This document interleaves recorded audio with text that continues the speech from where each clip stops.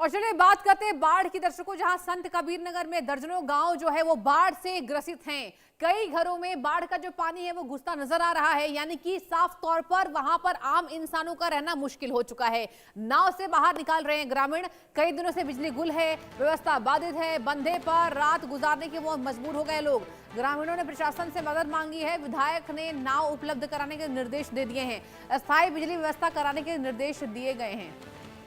और ये बड़ी जानकारी आपको दे रहे हैं, जिस तरीके से पूरा जो गांव है वो बाढ़ के पानी से ग्रसित हो चुका है। बारिश का पानी, बाढ़ का संकट अब लोगों की मुश्किलें जो है वो बढ़ाता नजर आ रहा है। घाट डूब चुके हैं, गांव तक पानी घुस चुका है और बाढ़ के बीच यूपी में बारिश भी लगातार हो रही है। संत कबीर नगर में दर्जनों गांव जो है वो बाढ़ से घिरे हुए नजर आ रहे हैं।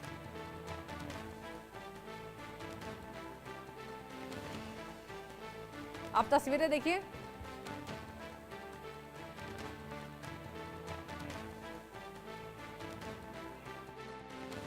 संत कबीरनगर जिले के दनघटा विधानसभा का क्षेत्र है ये, जो लगभग दर्जनों गांव बाढ़ से ग्रसित हैं।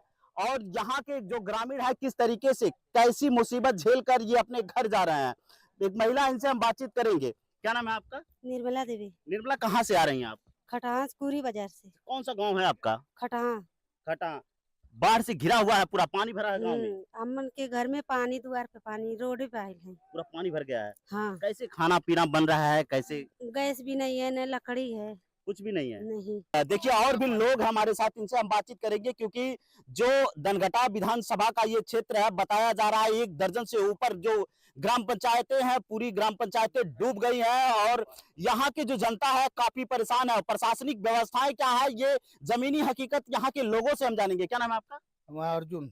अर्जुन जी, देखा जा रहा है कि लोगों को आने जाने में काफी समस्याएं हो रही हैं, लोग पानी से आ जा रहे हैं। किस गांव में कितना क्या व्यवस्थाएं की गई हैं? भैया कुछ भी व्यवस्था नहीं है, देखो पैदल जा रहे हैं पानी में, चप्पल भी हमारी बह गई है। और एक हमारी गोरू है, टांग टूटी है, वो इधर आ नहीं पाती, वो तो दूसरे के द्वारे बांधे हैं। बहुत परेशानी है। किस गाँव के रहने वाले हैं आप?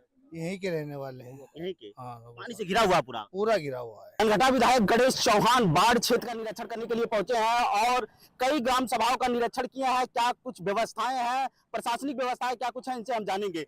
विधायक जी, आपने निरीक्षण किया है, बताया जा रहा है कि दर्जनों ग्राम सभाएं ऐसे हैं जो कि पानी से डूब गए हैं। देखिए सरजू जी का ये जो तटीय क्षेत्र है, वो जब बंधे के अंदर के जितने गांव हैं, लगभग 15 गांव से ज्यादा, वो सब डूब गए हैं।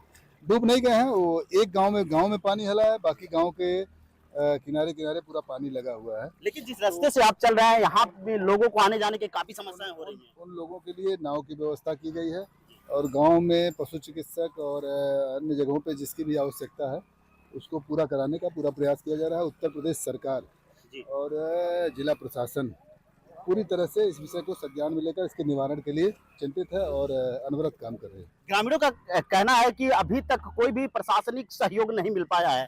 नाव लगाया गया है जी। और उसमें उन लोगों तक आने जाने का व्यवस्था बनाया गया है। अभी विगत 3-4 दिनों से सब व्यवस्थाएं बनाई जा रही हैं। कई ऐसे दर्जन से ऊपर जो ग्राम सभाएं हैं जो पानी से घिर गए हैं, उनके लिए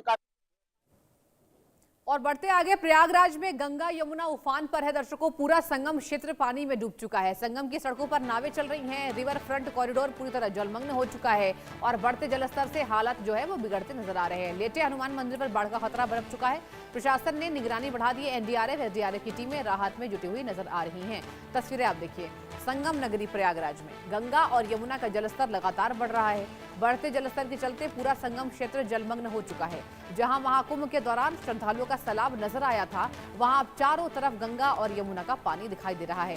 सड़कों पर नाव चल रही है, जबकि गंगा यमुना के किनारे बना रिवर फ्रंट कॉरिडोर भी पूरी तरह डूब चुका है। हालात ऐसे ही रहे तो अगले 2 दिनों में संगम तट पर लेटे हनुमान मंदिर तक भी बाढ़ का पानी पहुंच सकता है। प्रशासन अलर्ट मोड पर है और बाढ़ चौकियों की 24 घंटे निगरानी की जा रही है। एनडीआरएफ, एसडीआरएफ और जल पुलिस की टीमें राहत बचाव में जुटी हुई नजर आ रही हैं। ये तस्वीरें आप देखिए।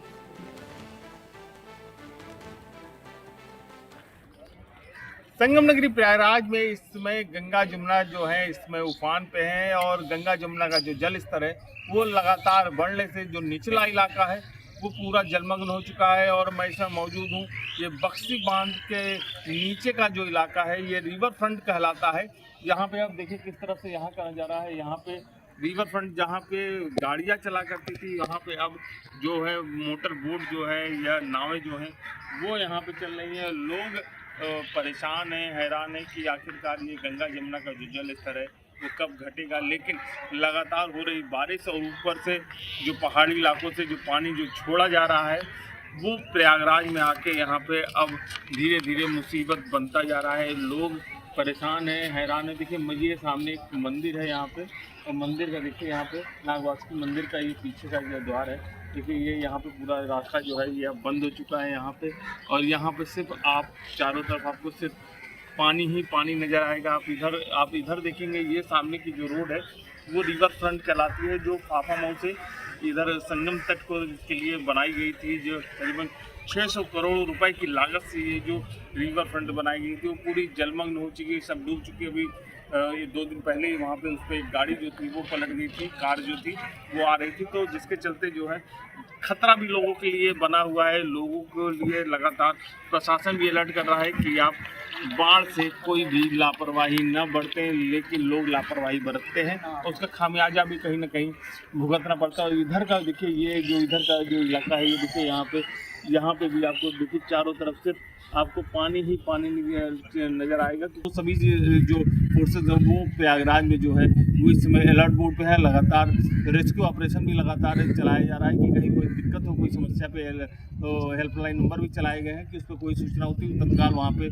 जल पुलिस और NDRF SDRF की टीम मौके पर तत्काल पहुँच रही है। अब देखना होगा आने वाले दिनों में ये बाढ़ का पानी कितना और परेशान करता है प्रयागराज वासियों को। Amit Srivastava, India news, Prayagraj.